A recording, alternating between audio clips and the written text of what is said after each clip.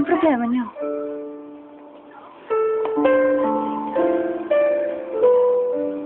Kaya yung inabot niya.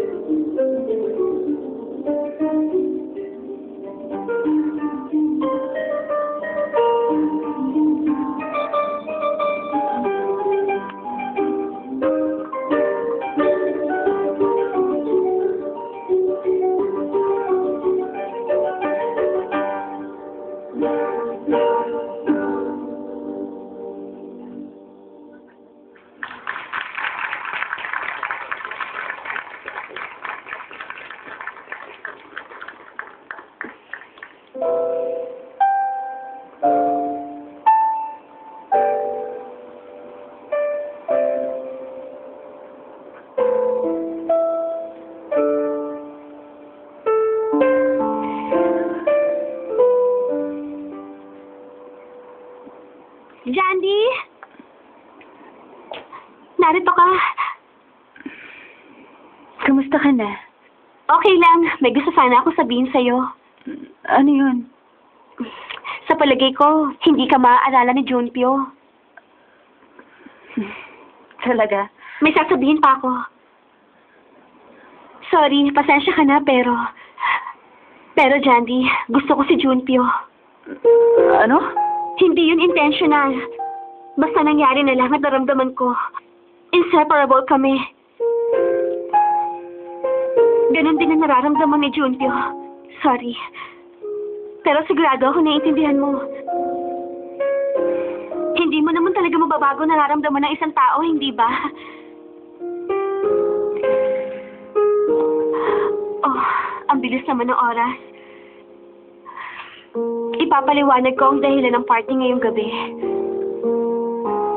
Dahilan? Jandy, I'll see you later.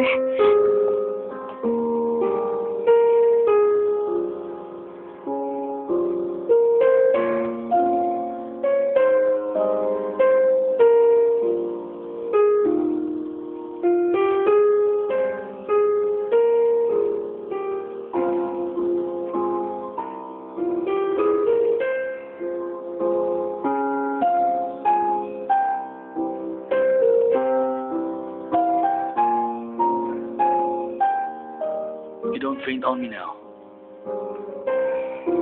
Let's go. Makinig tayo sa kanya.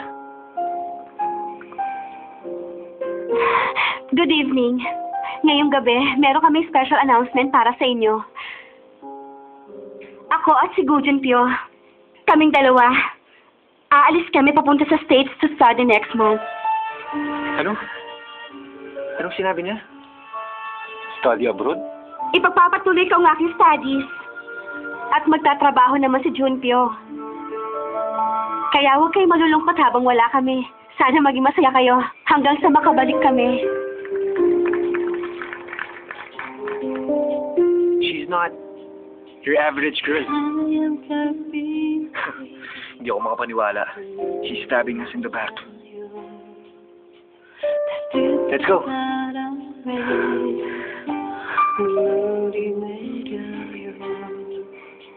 그대 느끼나요